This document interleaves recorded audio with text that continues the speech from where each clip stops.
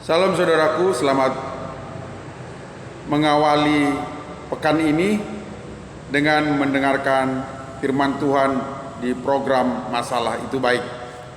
Saya berharap dan merindukan bahwa melalui masalah-masalah yang kita hadapi, kita boleh memiliki sudut pandang yang berbeda, sehingga masalah kita tidak lihat sebagai suatu bencana, namun kita belajar daripadanya supaya kita memperoleh keuntungan di masa yang akan datang. Sebelum kita membicarakan kebenaran firman Tuhan, terlebih dahulu kita berdoa. Tuhan Yesus, terima kasih Tuhan. Dalam perjalanan hidup kami dari masa kecil sampai kami dewasa, sampai masa tua, masalah akan selalu ada.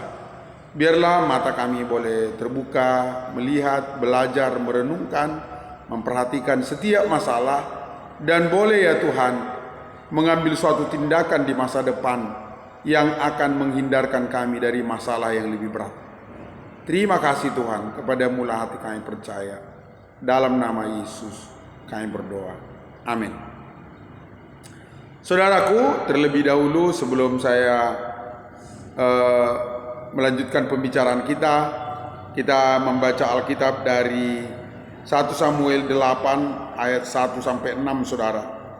Setelah Samuel menjadi tua, diangkatnya lah anak-anaknya laki-laki menjadi hakim atas orang Israel. Nama anaknya yang sulung ialah Yoel, dan nama anaknya yang kedua ialah Abia. Keduanya menjadi hakim di Berseba. Tetapi anak-anaknya itu tidak hidup seperti ayahnya. Mereka mengejar laba, menerima suap, dan memutarbalikkan keadilan. Sebab itu berkumpullah semua tua-tua Israel. Mereka datang kepada Samuel di Rama dan berkata kepadanya, "Engkau sudah tua, dan anak-anakmu tidak hidup seperti engkau. Maka angkatlah sekarang seorang raja atas kami untuk memerintah kami seperti pada segala bangsa-bangsa lain." Waktu mereka berkata, "Berikanlah kepada kami seorang raja untuk memerintah kami," perkataan itu mengesalkan Samuel, maka berdoalah Samuel kepada Tuhan. Saudara, Samuel ditimpa oleh masalah yang berat ketika ia di usia tua. Dia menempatkan kedua anaknya menjadi hakim di Berseba. Namun anak-anaknya tidak hidup seperti Samuel. Samuel adalah hakim yang jujur, hakim yang benar, hakim yang adil, hakim yang menegakkan aturan. Namun anak-anaknya tidak hidup seperti ayahnya. Saudara, mengapa hal ini terjadi? Saudara, Tuhan itu adalah Tuhan yang maha baik. Dia memberi kita mata dengan tujuan supaya kita boleh belajar melalui apa yang kita lihat. Dari apa yang kita lihat, maka kita boleh mengambil satu kesimpulan untuk mempersiapkan diri dari pelajaran masalah yang kita alami, supaya kita tidak mengalami masalah yang lebih besar pada masa yang akan datang. Saudara, sedari kecil, sejak Samuel cerai susu dari ibunya Hana, dia telah diantarkan untuk menjadi hamba Tuhan di bawah pengawasan Imam Eli. Imam Eli adalah imam yang baik, imam yang diurapi oleh Tuhan. Namun kedua anaknya, Hofni dan Pinehas, adalah orang-orang jahat. Mereka tamak dan loba akan persembahan-persembahan yang dibawa orang Israel. Saudara, kalau kita melihat akhir daripada kehidupan Eli dan akhir dari kehidupan Samuel, ada kemiripan, saudara. Samuel juga akhirnya mempunyai anak yang kelakuannya sama dengan anak-anak Eli. Dari sini, saudara, dapat kita ambil satu kesimpulan bahwa Samuel tidak belajar daripada pengalaman masa lalu. Dia tidak belajar dari kegagalan Eli mendidik anak-anaknya. Saudara, Apakah saudara seorang bapak? Apakah saudara seorang ibu? Apakah saudara seorang pemuda?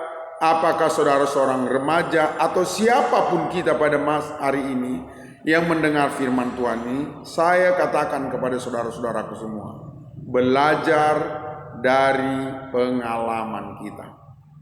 Pakai mata, lihat. Jika melihat anak-anak dari keluarga yang berantakan, saudara, coba lihat, perhatikan, cermati. Jika melihat anak-anak yang sukses, coba lihat, perhatikan, cermati, saudara.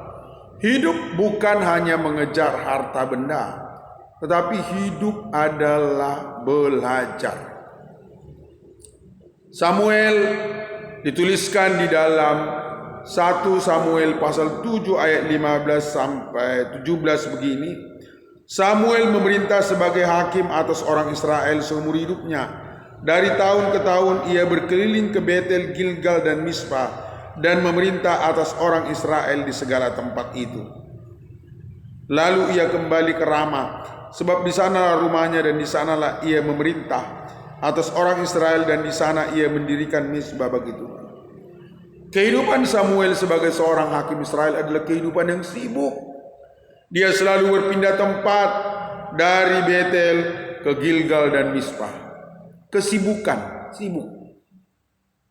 Karena dia sibuk, saudara, dia tidak memperhatikan bagaimana kehidupan rohani dan anak-anaknya. Saudara, anak-anak tidaklah tiba-tiba menjadi nakal dan jahat. Salomo memberikan nasihat di dalam Amsal 22 ayat 6. Didiklah orang muda menurut jalan yang patut baginya, maka pada masa tuanya pun ia tidak akan menyimpang daripada jalan itu. Didiklah orang muda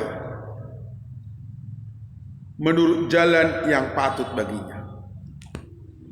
Apa yang hari ini dididikkan oleh seorang ayah itu mempunyai efek ke masa depan. Karena di masa tua dia tidak akan menyimpang. Kalau di masa muda dia lalai untuk dididik, saudara, maka ini berpotensi di masa tua dia akan menyimpang dari jalan yang benar.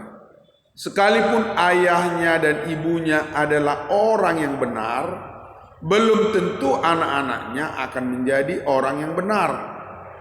Saya menemukan banyak orang-orang yang baik, saudara, namun memiliki anak-anak yang tidak baik, saudara. Mengapa? Padahal pepatah bahasa Indonesia berkata, buah tidak jauh dari pohonnya. Karena ada unsur melalaikan, belajar. Ya, Samuel tidak belajar dari pengalaman, saudara. Dia tidak merenungkan bagaimana ini, kenapa orang-orang ini seperti ini. Dia lihat dengan matanya, tapi itu tidak menjadi pelajaran. Samuel mendidik anak-anaknya sama seperti Imam Eli, yang abai dan hanya sibuk dengan hal-hal urusan-urusan dan pekerjaannya, saudara. Sehingga ketika Samuel sudah tua dan dia harus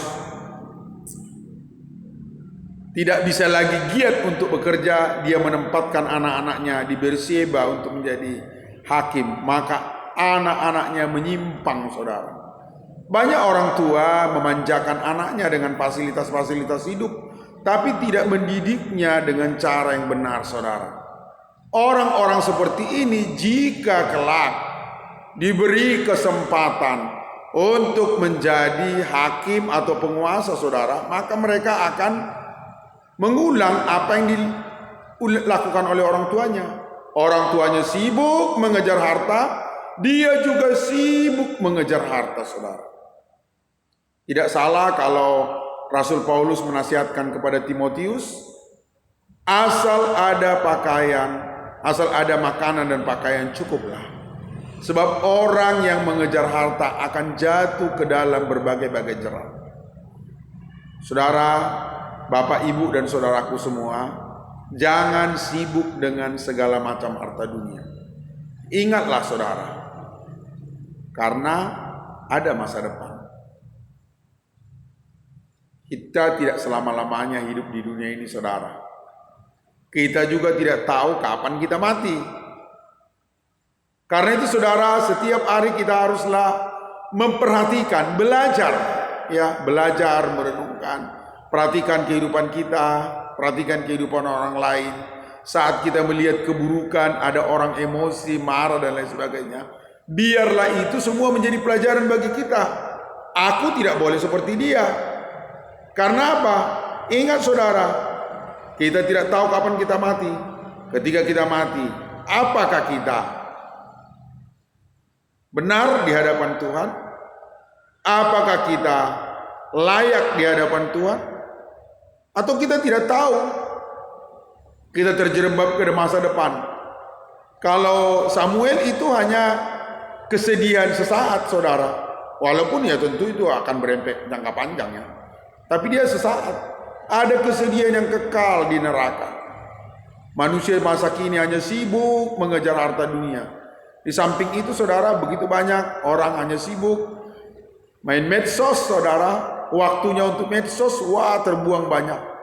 Namun ketika untuk merenungkan firman Tuhan, dia selalu beralasan, saya sibuk. Padahal saudara, video renungan yang saya kirim ini saudara bisa dengar 15 menit. Mungkin sambil memasak, sambil sarapan pagi bersama keluarga, atau juga mungkin saudara boleh merenungkannya saat renungan pagi hari, atau mungkin saudara ketika saudara mengendarai mobil, saudara boleh mendengarkannya. Tapi alasan banyak orang adalah saya sibuk, saya nggak sempat. Sorry ya. Dan mereka hanya memikirkan hal-hal dunia ini tanpa berpikir bagaimana cara hidupku. Dia ketemu masalah, yang dilakukannya adalah marah, emosi, frustasi, kecewa. Saya percaya di masa remaja daripada anak-anak Samuel pun sudah timbul banyak masalah. Ya. Karena anak-anak yang kurang dididik, maka itu akan menimbulkan masalah.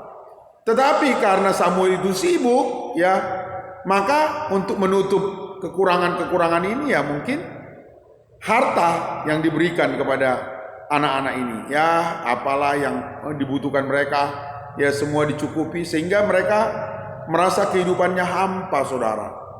Hanya material dan material yang mereka miliki. Akhirnya saudara, ketika mereka pada masa tua diberi kesempatan untuk memimpin, maka dia juga mengejar materi, saudara. Saudara, sakit penyakit yang melanda begitu banyak keluarga, kenapa selalu turun? Orang tua sakit gula, anaknya sakit gula, saudara. Orang tua yang sakit ginjal, anaknya sakit ginjal. Kenapa? Karena orang tidak pernah mau belajar. Dia tidak lihat, bapak saya dulu sakit ginjal. Ada apa? Bagaimana perilaku hidupnya? Kenapa dia sampai jatuh ke dalam kesalahan itu? Bapak saya dulu sakit diabetes. Kenapa dia jatuh ke dalam masalah itu? Orang tua saya dulu hipertensi. Kenapa dia jatuh ke dalam masalah itu? Saya harus belajar. Itu kesalahan itu tidak boleh saya ulang. Samuel, seorang yang benar, bisa melakukan kesalahan yang berulang, saudara. Dalam pembelajaran di pepatah bahasa Indonesia berkata bahwa keledai tidak akan jatuh ke lubang yang sama untuk kedua kalinya. Tapi manusia, saudara, dia selalu jatuh ke dalam lubang yang sama. Orang yang hari ini berjudi, saudara, bangkrut karena judi, tidak mau belajar, dia terulang lagi jatuh ke dalam judi, ya. Orang yang jatuh karena selingkuh, nggak mau belajar, jatuh lagi karena selingkuh. Ya, selalu seperti itu. Karena itu saudara, mari setiap masalah yang kita lihat dialami orang lain, setiap masalah yang kita lihat kita alami sendiri, biar itu menjadi guru. Belajar kita dengan tekun supaya jangan jatuh ke dalam masalah yang sama dan lebih besar. Percayalah saudara, saat kita mengabaikan satu pelajaran, maka kita sedang jatuh ke dalam pelajaran yang lebih sulit. Seorang anak yang mengabaikan belajar pertambahan, dia akan menghadapi kesulitan saat dia menghadapi pelajaran perkalian dengan kesulitan yang sama. Karena itu, mari perhatikan setiap masalah, renungkan ya di hadapan Tuhan, datang ke hadapan Tuhan, pikirkan dan ambil kesimpulan supaya masalah yang sama tidak terulang. Kita berdoa. Tuhan, banyak masalah yang terus terulang dalam kehidupan kami. Masalah yang dialami orang lain kami tidak mau belajar, sehingga mengakibatkan masalah juga dalam hidup kami. Tolonglah kami Tuhan, melalui pembelajaran kebenaran firman Tuhan kali ini, kami dibentuk untuk menjadi orang-orang yang rajin belajar, supaya kami jangan terjatuh ke dalam kesalahan yang lebih besar pada masa yang akan datang. Terima kasih Tuhan, dalam nama Yesus. Amin. Sampai bertemu kembali besok saudara, untuk merenungkan setiap masalah yang kita hadapi, belajar, dan supaya masalah itu menjadi modal bagi kita untuk mencapai kehidupan yang lebih baik. Dengan demikian, kita tahu bahwa masalah yang kita hadapi adalah baik tujuannya supaya membuat hidup kita pada masa yang akan datang lebih baik. Salam saudaraku, Tuhan Yesus memberkati.